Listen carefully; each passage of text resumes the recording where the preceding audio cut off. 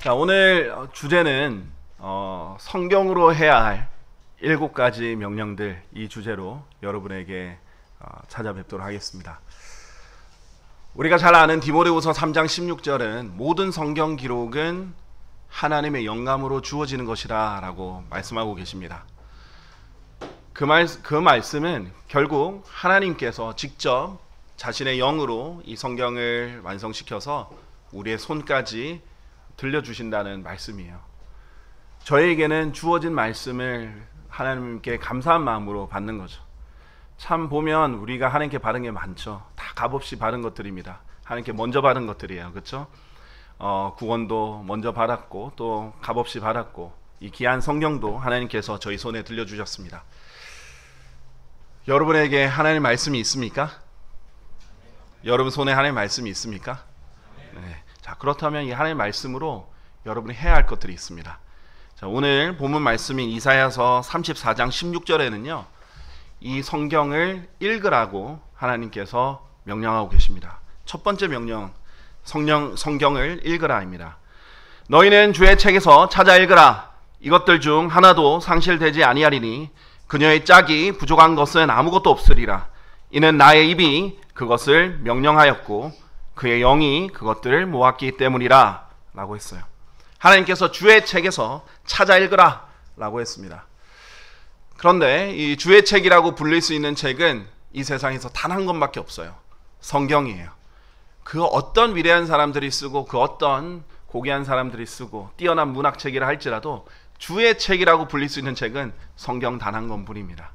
하나님께서는 이 성경을 찾아 읽으라 라고 했습니다. 이것들 중 하나도 상실되지 않는다. 없어지지 않는다. 내가 이것을 지키고 보존해 왔다. 사람들이 아무리 실수하고 소실하고 불태우고 제거하려고 해도 내가 내 말은 반드시 다 지킬 거다. 그래서 너에게 줄 것이니 이것을 읽으라. 그녀의 짝이 부족한 것은 아무것도 없으리라. 성경을 그녀라고 말씀하시죠. 정말 자기 애인처럼 가까이 두라는 거예요. 자, 이는 나의 입이 그것을 명령하였고 그의 영이 그것들을 모았기 때문이라. 성경은 성령님께서 모으신 겁니다. 성령님께서 기록하셨고 성령님께서 모으셨고 성령님께서 보존하셨고 성령님께서 번역할 때 사람들에게 감동을 주셔서 완성하게 하시는 거예요. 성경은 정말 하나님의 책입니다. 자, 이 책을 하나님께서 귀하게, 사실 여러분에 들려진 이 66권의 책은 수천 년 동안, 약 3,800년 동안 계속해서 보존되고 지켜지고 전해져서 여러분에게 주어진 것이거든요. 이 귀한 책을 여러분에게 주셨을 때 하나님께서 원하는 것은 먼저 읽기를 원해요. 제발 읽으라 이거예요. 왜 안 읽냐?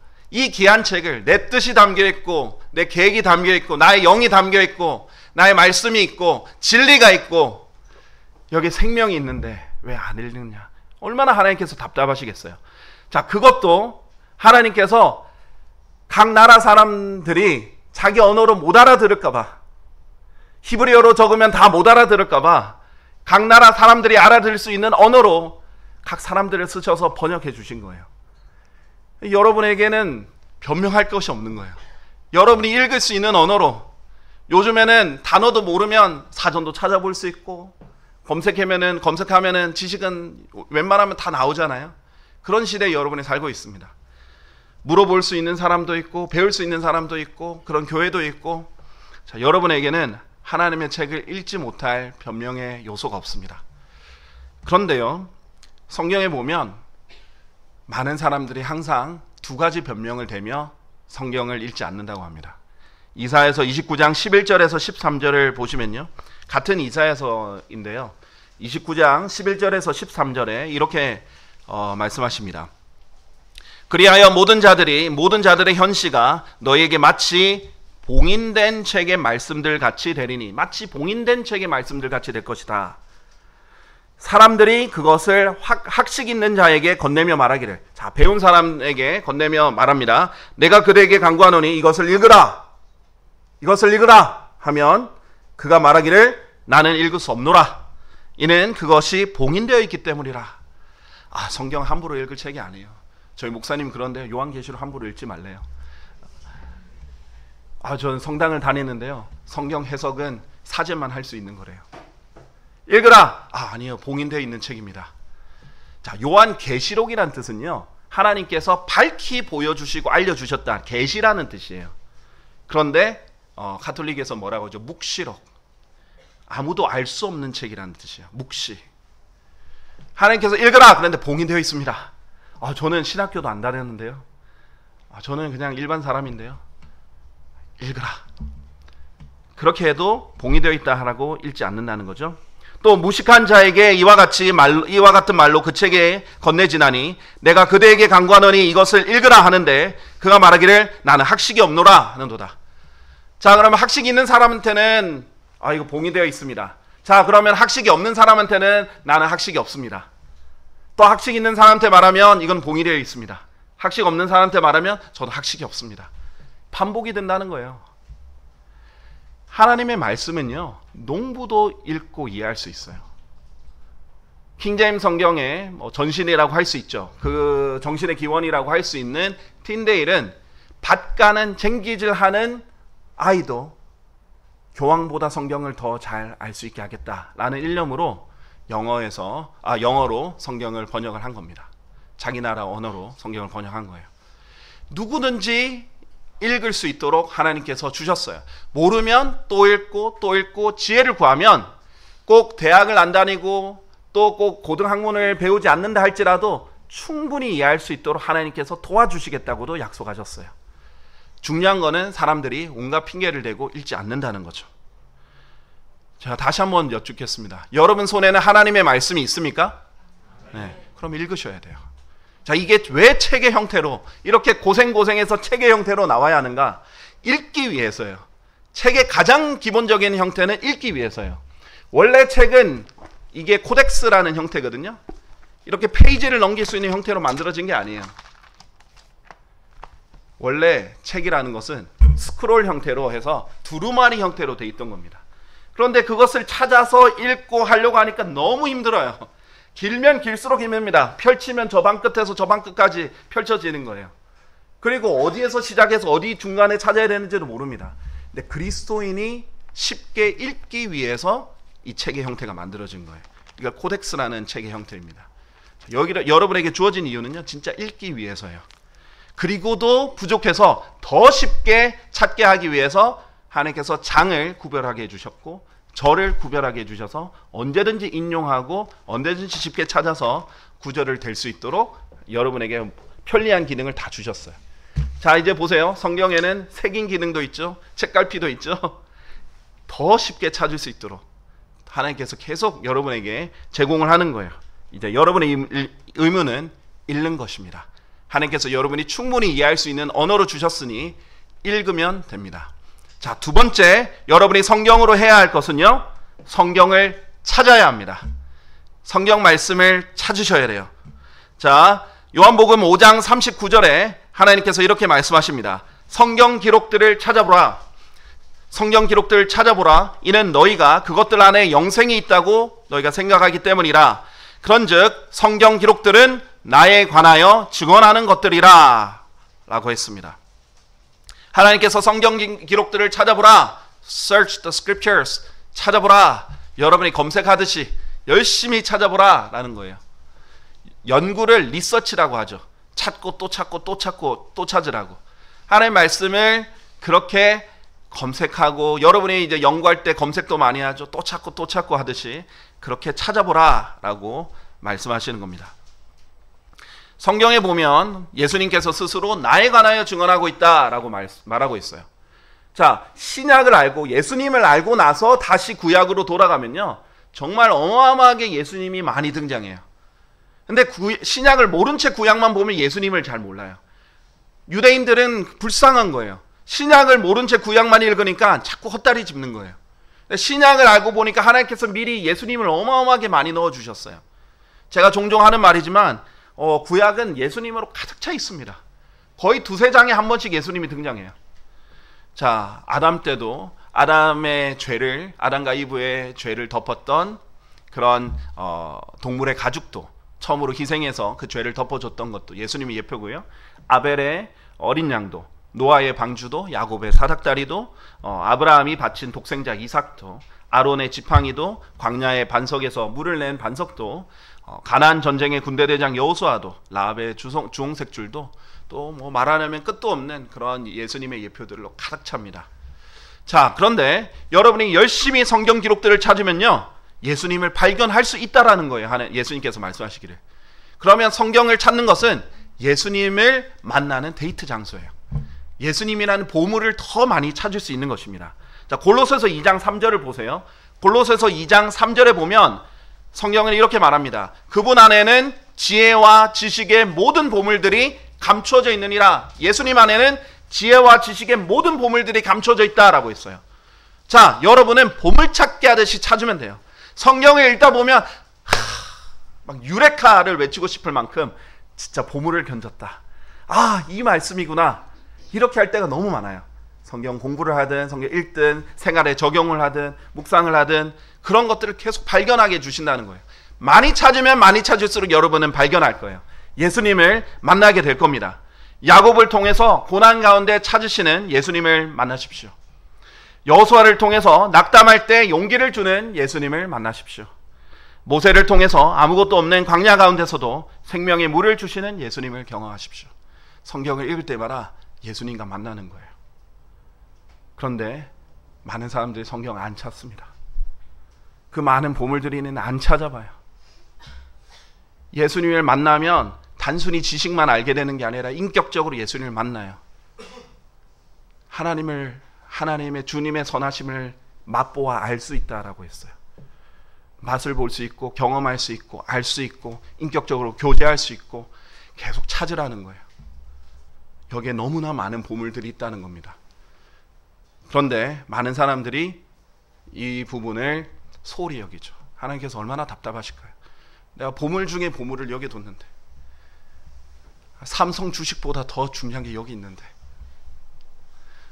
훨씬 더 중요한 보물을 여기 뒀는데 왜 안 찾는가 이거죠. 그래서 잠언에 보면 이런 심정이 여기에 담겨 있어요. 잠언 2장 3절에서 5절에 진정 너가 지식을 향하여 부르짖고 명철을 위하여 너의 목소리를 높인다면 내가 은을 구하듯 그녀를 구하고 숨겨진 보물들을 찾듯이 그녀를 찾는다면 그때 너는 주를 두려워하는 것을 이해할 것이요 하나님의 지식을 발견하리라.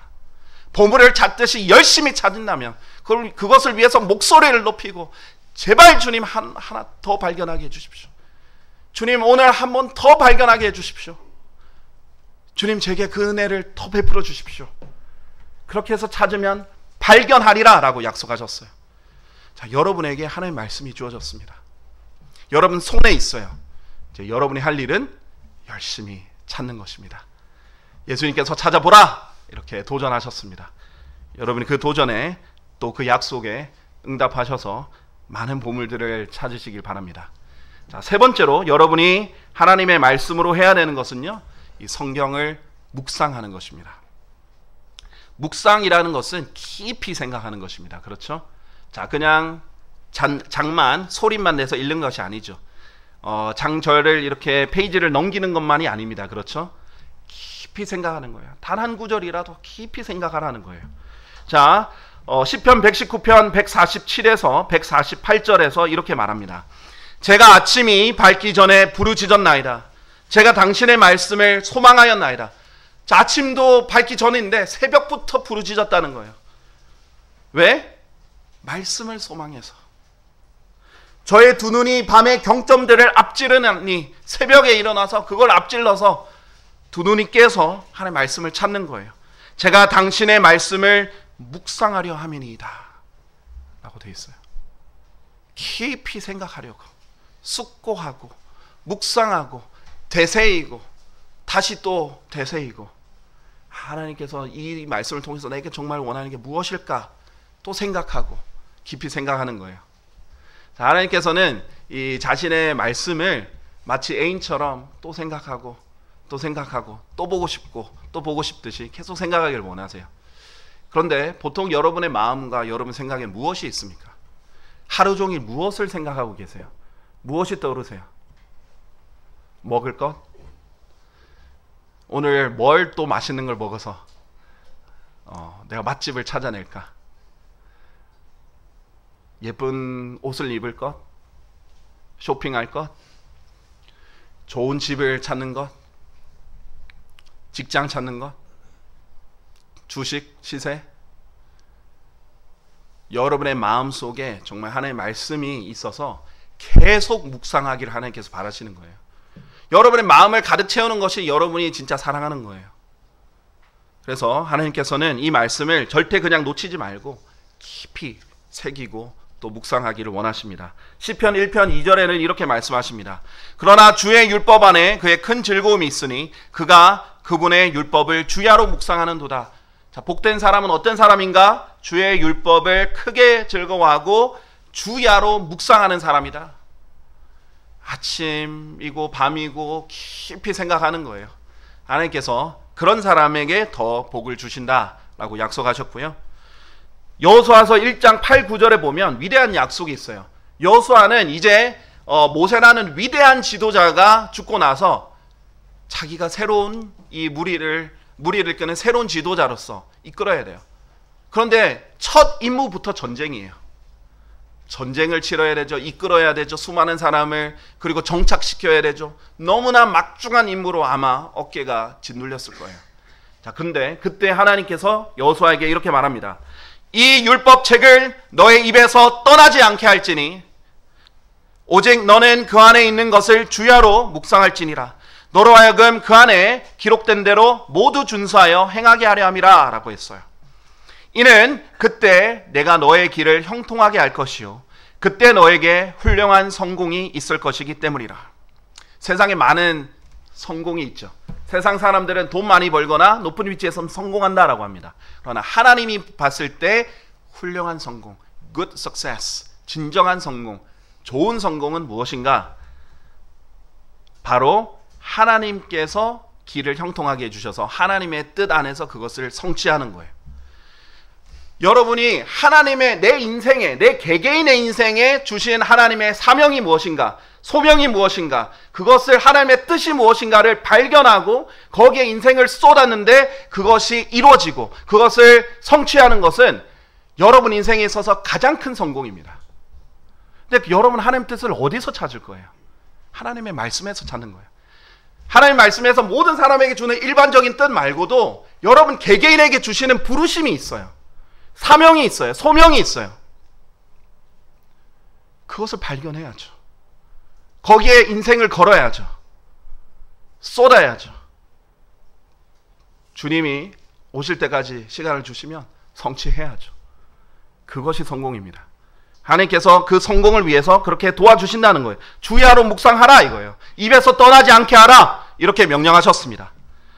내가 너에게 명령하지 아니하였느냐? 강건하고 훌륭한 용기를 내라. 너는 무서워하지 말고 좌절하지도 말라. 이는 내가 어디로 가든지 주 너의 하나님께서 너와 함께 하시기 때문이라. 하나님께서 항상 함께 하시는 그런 동행하는 삶은 하나님의 말씀과 함께하는 삶입니다. 여러분은 성경을 묵상하시길 바랍니다. 다음 네 번째로는 성경을 공부하라입니다. 자, 성경을 읽어요. 열심히 찾아요. 성경을 묵상해요. 여기서만 끝나면 안 돼요. 실제적으로 공부해야 돼요. 체계적으로 공부해야 됩니다. 자, 디모데후서 2장 15절에 보면 진리의 말씀을 바르게 나누어 너 자신을 하나님께 인정받은 자로서 부끄러워할 필요 없는 일꾼으로서 나타내도록 공부하라 라고 했어요. 여러분이 열심히 또 성경을 바르게 나누어 공부하면, 진리의 말씀이라고 불리는 성경을 바르게 나누어 공부하면 부끄러워할 필요가 없다 이거예요. 역으로 말해서 공부하지 않으면 부끄러워하게 된다는 겁니다. 하나님께 인정받을 수 없다라는 것입니다. 그러나 성경을 바르게 나누어 공부하면 하나님께서 인정해 주시고 부끄럽지 않게 되는 것이에요. 그래서 하나님께서 공부하라라고 명령하고 계십니다. 여러분 정말 체계적으로 하나님 말씀을 공부하고 계십니까? 여러분이 성경을 말씀을 볼 때 역사적으로, 교리적으로, 영적으로 나눠 보시고 계십니까? 항상 볼 때마다 대상을 유대인과 하나님의 교회와 이방인들을 나누어 보고 계십니까? 시대별로 나누어 보고 계십니까? 하나님께서 말씀하실 때 초림과 재림을 나누어 보고 계십니까?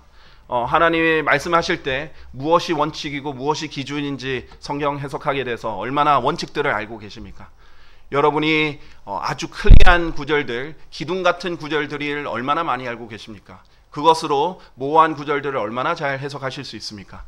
하나님의 말씀을 누군가 질문할 때 어떻게 설명을 체계적으로 하실 수 있습니까? 성경을 얼마나 공부하고 계세요? 하나님께 인정받으려면, 그리고 하나님께 쓰임 받으려면 기본적으로 성경을 알아야 됩니다. 가정에서든, 가정에서 내가 가장으로 이 가정을 영적으로 이끌고 싶다, 성경을 알아야 됩니다. 아내가, 자식이 자기보다 성경을 더 많이 아는 것은 수치예요. 가장으로서 그 누구보다도 자기가 성경을 더 잘 알아야 돼요. 나에게 물으면 내가 성경으로 답해 주겠다. 그런 가정의 목자가 되어야 됩니다. 그뿐만 아니죠. 성경을 체계적으로 공부해야 남들에게 대답해 줄 수 있고 알려줄 수 있고 가르쳐 줄 수 있어요. 그렇게 되려면 우선 공부를 해야 됩니다. 자, 다음으로 5번째 보면요, 성경으로 해야 될 것은요, 성경을 믿으라입니다. 성경을 믿어야 돼요. 열심히 찾고 읽고 공부했는데 지식만 쌓고 실제적으로 믿지 않으면 아무 소용이 없어요. 결국 능력은 믿는 데서 나오는 겁니다. 자, 성경에서 이렇게 말해요.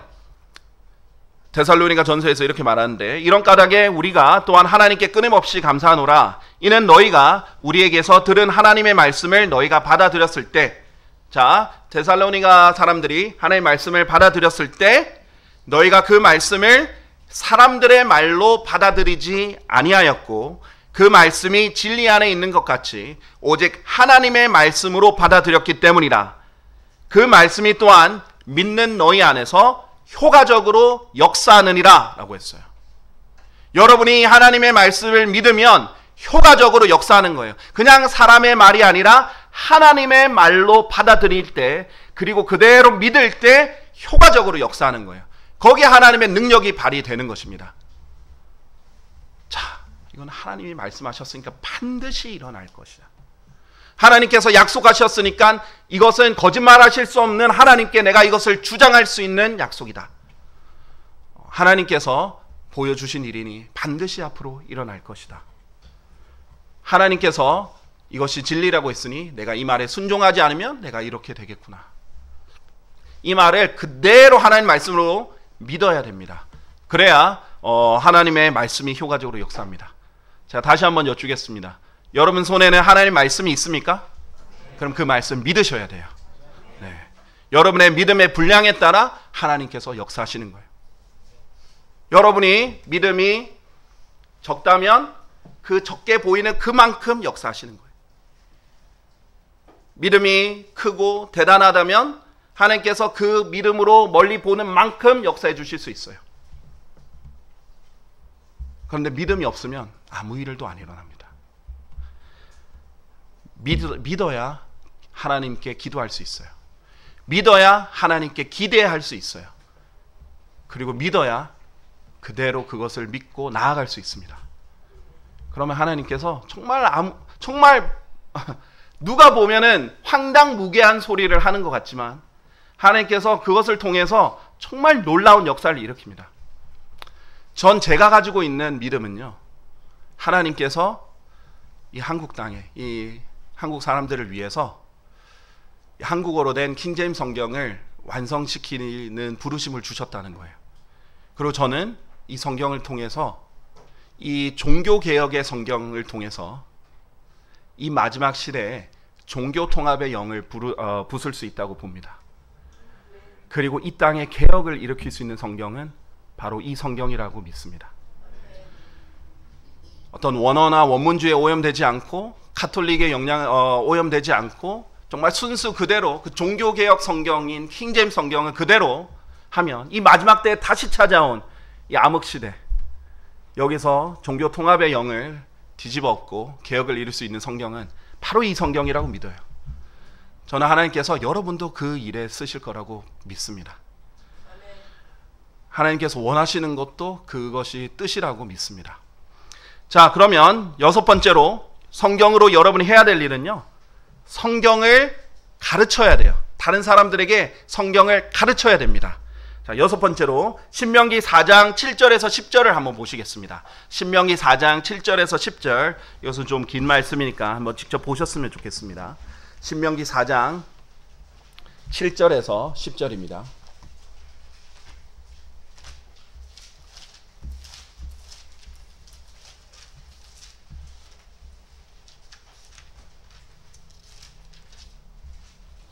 신명기 4장 7절에서 10절 보시면요, 그러므로 주 우리 하나님께서 우리가 그분을 부르는 모든 일들 가운데 계시는 것 같이 하나님을 자신들에게 이렇게 각밖에 모신 이토록 위대한 민족이 어디 있느냐라고 했어요. 자, 모세가 이렇게 말합니다. 하나님이 이렇게 가까이 두시는 위대한 민족이 어디 있느냐? 맞아요. 민족으로 보면 이스라엘처럼 가까이 두신 민족은 없습니다. 그러나 개개인으로 보면 어떻습니까? 지금 교회 시대에 그리스도인인 여러분처럼 하나님께서 가까이 두시는 사람들이 없어요. 여러분은 하나님이 가까이 두시는 게 아니라 그냥 가까이 두시기만 하는 게 아니라 여러분 안에 들어가 계세요. 그리고 여러분을 자신 안에 두셨어요. 여러분은 그리스도 안에, 그리스도는 여러분 안에 계세요. 그냥 가까운 정도가 아닙니다. 하나님께서 여러분과 하나가 되시려고 들어가 계셨어요. 자, 8절 보세요. 또 내가 이날에 너희 앞에 세운 이 모든 율법과 같이 이렇게 의로운 규례들과 공의로운 법규들을 가진 이토록 위대한 민족이 어디 있느냐? 라고 했어요. 맞습니다. 자, 국가와 민족을 따지냐면 이 율법을 근간으로 삼고 헌법으로 삼고 실행하는 민족은 이스라엘밖에 없고 참 위대한 민족이에요. 그러나 그들이 가진 규례와 율법은 구약의 일부였어요. 그러나 우리에게는 개개인에게 66권의 완성된 성경이, 신구약 성경이 다 있습니다. 이토록 위대한 말씀을 가진 사람들이 어디에 있겠어요? 자, 그러면 여러분은 9절에 잘 귀 기울이시기 바랍니다. 오직 너는 스스로 주의하고 너의 혼을 부지런히 지킬지니 너는 너의 두 눈이 본 것들을 잊지 말고 너의 생애의 모든 날들 동안 그것들이 너의 마음으로부터 떠나지 않게 하라. 이스라엘 사람들은 눈으로 직접 보았어요. 하나님께서 10가지 재앙들을 내리는 것도 보았고 홍해를 가르는 것도 보았고 광야에서 일으키신 수많은 일들을 보았고 책망을 보았고 징계를 보았고 했어요. 여러분은 어떻게 보았습니까? 믿음으로 봤어요. 성경을 읽어서 보았어요. 여러분이 직접 겪지는 않았지만 그 모든 일들 하나님께서 여러분에게 필요한 건 다 기록하셔서 여러분에게 알게 하셨어요. 자, 그러면 이것들을 잊지 말고 마음으로부터 떠나지 않게 하라고 하셨고요. 다만 너는 그것들을 너의 아들들과 너의 아들들의 아들들에게 가르치라고 하셨어요. 여러분에게 위대한 하나님의 말씀이 있는 것은요, 그냥 장식력으로 두라는 것이 아닙니다. 그냥 최고급 소가죽으로 된 장식품이 필요한 게 아니에요. 여러분에게 필요한 것은요, 실제로 이 말씀을 사용해서 여러분의 자식들에게 가르치는 거예요. 그 자식들의 자식들에게까지 가르치라는 거예요. 10절에 보세요. 특별히 내가 호렙에서 주 너희 하나님 앞에 섰던 날에 주께서 나에게 말씀하시기를 백성을 나에게로 한데 모으라. 그래야면 내가 그들로 하여금 내 말들을 듣게 하겠으니 그들로 하여금 자신들이 땅 위에서 사는 모든 날들 동안 나를 두려워하는 것을 배우게 하려 하며 그들이 자신들의 자식들을 가르치게 하려 함이라. 이렇게 했어요. 하나님께서 일부러 이스라엘에게 나타나서 두려움을 주신 거는요, 항상 하나님을 두려워하고 그것을 자식들에게 가르치게 하려는 거예요. 자, 지금 이 시대에 지금 너무나 불쌍하게 우리 대한민국의 어린이들, 청소년들이 절대 배울 수 없는 것이 주님을 두려워하는 거예요. 하나님을 두려워하기는커녕 부모도 안 두려워하고 선생도, 눈에 보이는 선생도 두려워하지 않잖아요. 여러분이 절대로 학교에 여러분의 자녀를 맡겨놓고 안심하셔서는 안 됩니다. 알아서 잘 크겠지라고 생각해서는 절대 안 돼요. 이 세상은 절대 여러분의 자녀를 경건하게 길러줄 수가 없어요. 세상에서 기대할 수가 없습니다. 여러분의 자녀가 경건하게 자랄 것이다? 기대할 수 없어요. 세상에서는 절대 여러분의 자녀들이 영적으로 성장할 수 없어요. 누가 가르쳐 주겠어요? 하나님을 두려워하는 것을. 하나님의 말씀을 사랑하는 것을, 하나님의 말씀의 권위를 지키는 것을 누가 가르쳐 주겠어요? 여러분이 직접 해야 돼요. 가정에서 해야 됩니다. 하나님께서는 자녀를 학교에 맡기시지 않으셨어요. 자녀를 부모에게 맡기셨어요. 이 부모가 성경을 가르쳐 줘야 되는데 잘못 가르쳐 주면 안 되잖아요. 잘 가르쳐 줘야 되잖아요. 그러면 성경을 알아야 됩니다. 자, 그런데 자식을 가진 부모만 해당되는 이야기입니까? 절대 그렇지 않습니다. 자, 성경에 보면 히브리서 5장 12절, 13절, 14절에 이렇게 말씀하고 계십니다. 이는 시간상 너희가 마땅히 선생들이 되어야 할 때인데 하나님의 신탁의 말씀들의 기본 원칙들을 누군가 너에게 다시 가르칠 필요가 있기 때문이라. 그런즉 너희는 젖을 필요로 하는 자들과 같이 되었으며 단단한 음식을 필요로 하는 자들 같이 되지는 아니하였느니라. 자, 일단 12절을 보면요, 시간상 여러분이 구원받은 것으로 보면 시간상은 여러분 다 선생들이 되어야 됐다라는 거예요. 물론 개개인의 격차는 있을 겁니다. 아직 구원받은 지 1년도 안 된 분들도 계실 거예요. 근데 제가 아는 한 여기 계신 분들 중에 대부분은 구원받은 지 몇 년 이상은 되셨어요. 시간상 마땅히 선생들이 되어야 할 때인데 하나님의 신탁의 말씀들의 기본 원칙들을 누군가 너에게 다시 가르칠 필요가 있다라고 했어요. 또 배우고 또 배워야 되는데 배운 거를 또 까먹고 또 까먹고 또 배우고 또 배우고 이렇게 되는 겁니다. 자, 왜 그러냐? 이런 사람들 특징이 무엇이냐? 먼저 젖을 필요로 하는 자들이다. 자, 젖은 베드로전서 2장에도 나오다시피 하나님의 은혜와 관련이 있어요. 이제 하나님의 말씀은 음식에 비유되잖아요. 젖에도 비유되고 빵에도 비유되고 고기에도, 이런 단단한 음식 같은 고기에도 비유가 되고 사과에도 비유가 되고 꿀에도 비유가 되고 다양한 음식이 있는데요. 그 중에 가장 기본은 어린 아기도 먹을 수 있는, 젖먹이도 먹을 수 있는 우유, 그런 젖 같은 거예요. 그러니까 소젖 말고 그냥 기본 젖이에요. 그러니까 자, 이 부드러운 젖은 태어난 어린아이도 먹을 수 있거든요. 근데 장성한 어른도 먹을 수 있어요. 다 좋아요. 근데 젖만 계속 필요로 하는 거예요. 성장을 안 하면 계속 젖먹이가 되는 겁니다. 자, 그러면 이 젖은 무엇과 관련이 있냐면 베드로전서 2장 2, 3절을 보면 하나님의 은혜와 관련이 있어요. 은혜로운 말씀들, 이게 모두에게 유익합니다. 그래서 하나님의 은혜, 하나님의 도우심, 하나님의 위로, 너무 좋죠. 부드러워요. 다 받아들일 수 있습니다. 그리스도인이라면 이런 것들을 잘 못 받아들이는 사람 없겠죠. 자, 그런데 조금 더 딱딱해지고 조금 더 단단해지고 조금 더 깊이 들어가고 조금 더 헌신을 요구하고 조금 더 성별을 요구하고 조금 더 정확한 교리를 요구하고 어려운 것이 들어가고 고난을 극복해야 되고 견뎌야 되고 인내가 필요하고 어려운 것들이 들어가면 포기하는 거예요. 안 듣는 거예요. 관심이 없는 거예요. 맨날 그냥 은혜로운 말씀만 듣고 싶은 거예요. 물론 필요합니다. 때때로 필요합니다. 그러나 그것만 매달려 있으면 여러분은 성장하지 못해요. 여러분도 성경을 공부해야 되고 성장해야 돼요. 자, 왜 성장 못했는가? 13절에 이는 젖을 사용하는 자마다 의의 말씀에 능숙하지 않기 때문이니 그가 악이기 때문이라 그랬어요. 하나님의 말씀에 능숙하지 않아서 그래요.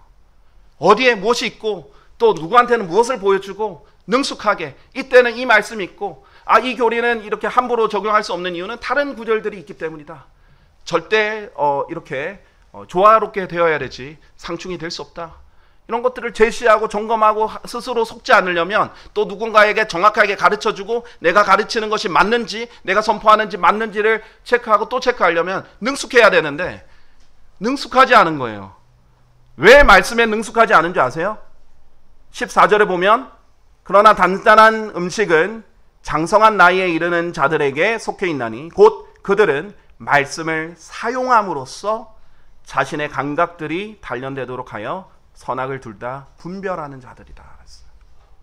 분별력이 길러지는데 어떻게 해서요? 말씀을 사용했기 때문이에요. 계속 사용하는 거예요. 자, 성경을 제일 빨리 배울 수 있는 방법이 뭔지 아세요? 제가 신학원을 하고 있지만 신학원보다 더 빨리 배울 수 있는 방법 알려드리겠습니다. 거리에 나가고 바깥에 나가서 사람들에게 성경을 알려주세요. 가르쳐주세요. 여호와 증인도 만나보고 신천지도 만나보고. 보세요.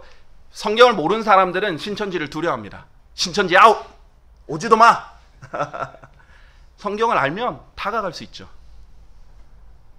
안식 교도들한테도 가고 성경을 펴서 얘기해 주세요. 그 사람들이 주장하는 거 성경으로 알려주세요. 아, 만약 그때 대답 못했다 그럼 하루 종일 고민해 보세요. 기도해 보세요. 성경을 찾아보세요. 아, 그래, 이 구절을 알려주면 되겠다. 보물같이 찾으세요. 그럼 또 다시 가서 알려주세요. 또 다른 사람 만나세요. 설명해 주세요. 직장 동료에도 알려주세요. 주변 사람들에게도 알려주세요. 그 사람들이 반박하거나 제시하는 것들을 성경으로 찾아서 제시해 주세요. 그런데도 납득 못하면 다른 성경을 찾아서 제시해 주세요. 그런데 내가 무슨 성경 구절이 안 떠오른다 그러면 떠오를 때까지 찾아보세요. 또 읽어보세요.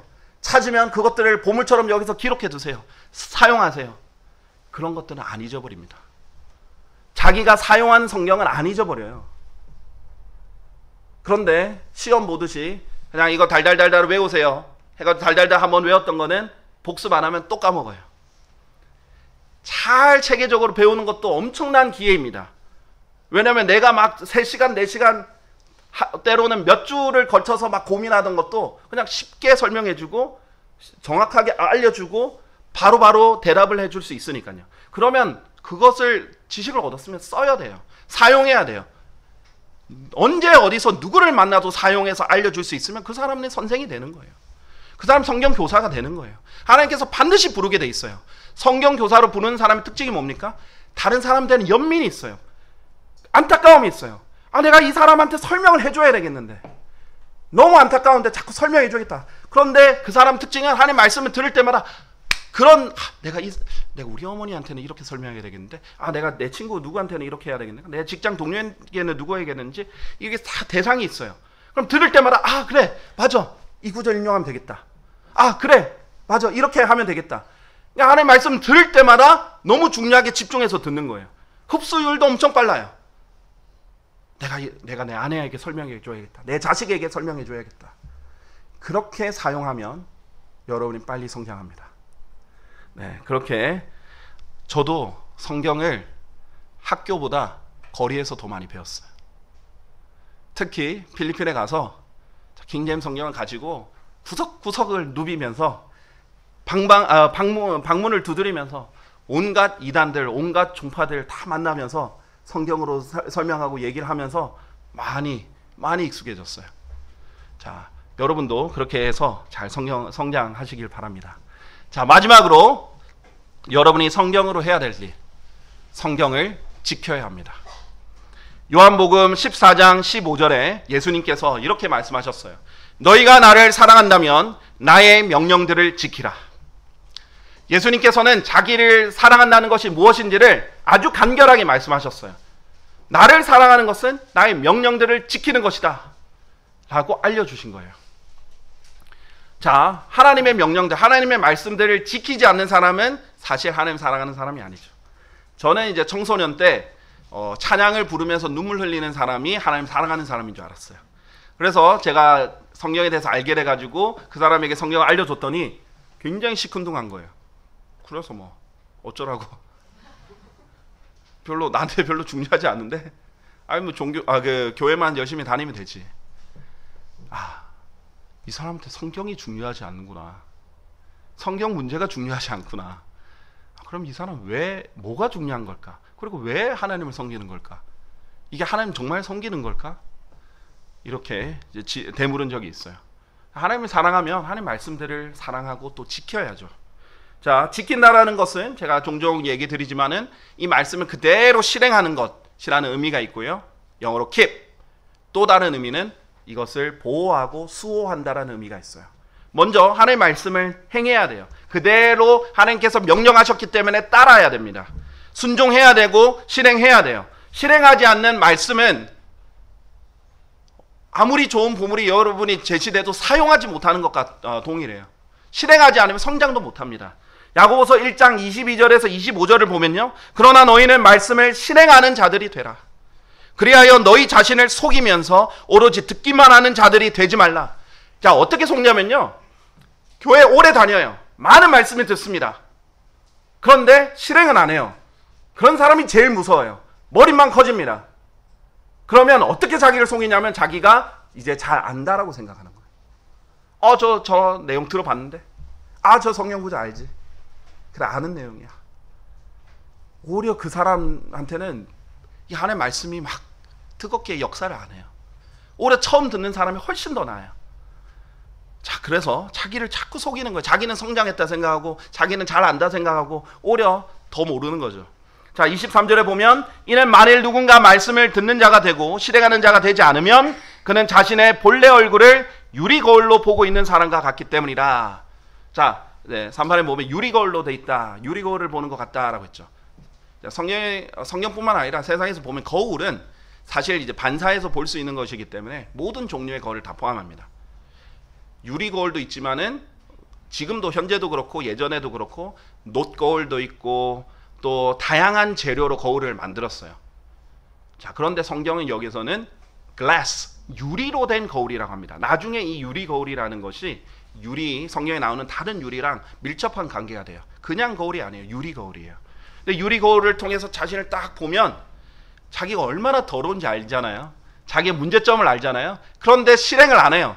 자기가 교만하다는 것도 알게 되고 자기가 탐욕스럽다는 것도 알게 되고 자기가 음란하다는 것도 알게 되고 게으르다는 것도 알게 되고 거짓말쟁이라는 것도 알게 되고 하나님의 말씀이 너무나 밝게 빛을 주기 때문에 너무나 명확하게 우리를 딱 비춰주기 때문에 우리가 그런 것들을 다 발견하게 되는데 실행하지 않으면 더러운 그대로 성경책을 딱 덮어버리고 그대로 사는 거예요. 문제가 있는 그대로 사는 겁니다. 그리고 나서 보세요. 처음에 깨끗한 사람이 뭔가 더러운 게 묻으면 빨리 씻고 싶어요. 근데 나중에 이제 노숙 생활을 계속 해가지고 안 씻는 게 익숙하다 보면 안 씻고 있는 것이 편해요. 뭐 묻어있고 좀 더러운 것도 편해요. 익숙해요. 그런 사람이 될 수 있습니다. 자, 하나님께서는 반드시 행해서 복을 받으라 라고 분명히 말씀하셨어요. 베드로전서 1장 2절에서 3절에도요. 갓난아기들로서 말씀의 순수한 젖을 열망하라. 이는 너희로 하여금 말씀으로 자라게 하려 함이라 했어요. 여러분이 성장하려면 이 말씀을 열망하고 먹고 실행해서 자라야 됩니다. 그렇게 하면 주께서 은혜로우시다는 것을 너희가 맛보았다라고 했어요. 정말 여러분이 주께서 은혜로우신다는 것을 맛보는 방법은 이 말씀을 열망하고 이걸 실행해서 자라는 것입니다. 자, 또 요한복음 14장 15절로 돌아오면 너희가 나를 사랑한다면 나의 명령들을 지키라 했죠. 지키는 것의 또 다른 의미가 무엇입니까? 보호하고 수호하는 거예요. 자, 여러분은 나는 목사가 아닌데 이렇게 절대 생각하면 안 돼요.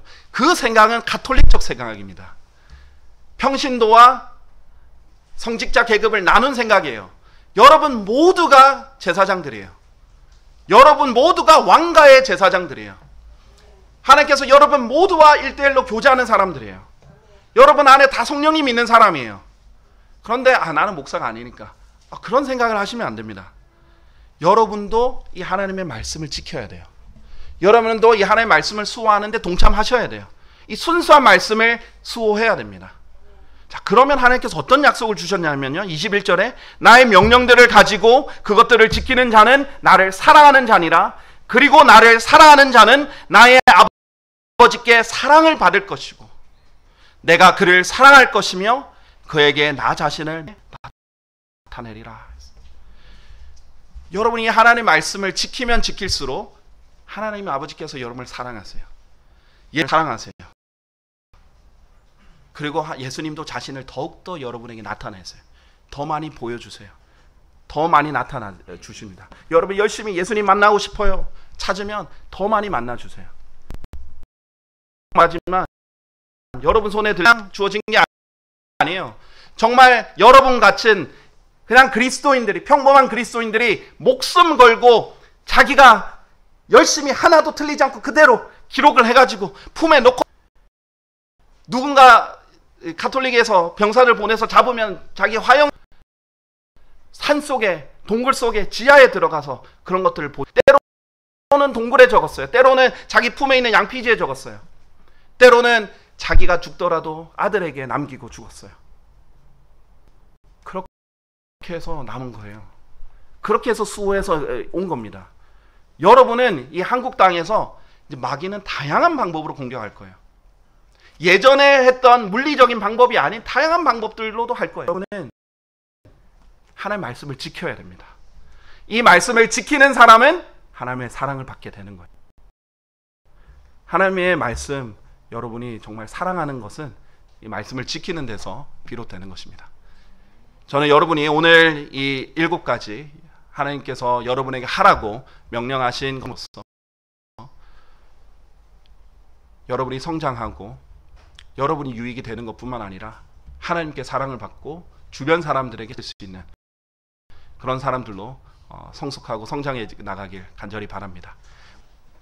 전능하시고 위대하신 주 하나님 아버지, 거룩하신 주님께 모든 감사와 찬양과 영광과 경배를 드립니다. 저희가 영과 진리 안에서 드리는 이 경배를 부디 받아주시길 바랍니다. 주님께서 너무나 감사하게도 하나님의 말씀을 사랑하고 또 하나님을 진심으로 사랑하고 찾는 그 사람들을 불러주셔서 정말 세상에서 다른 데서 찾을 수 없는 정말 순수한 교제들과 그런 열정을 가진 사람들이 함께 경배드리고 또 교제할 수 있는 특권 주셔서 너무나 감사드립니다. 주님, 제가 자신 있게 이 성경을 제시하고 하나님의 말씀을 믿으라고, 읽으라고, 공부하라고, 가르치라고, 지키라고 이렇게 얘기를 할 수 있는 것은 이것은 제가 한 것이 아니기 때문입니다. 이것은 주님께서 하신 것이고 주님의 말씀이기 때문입니다.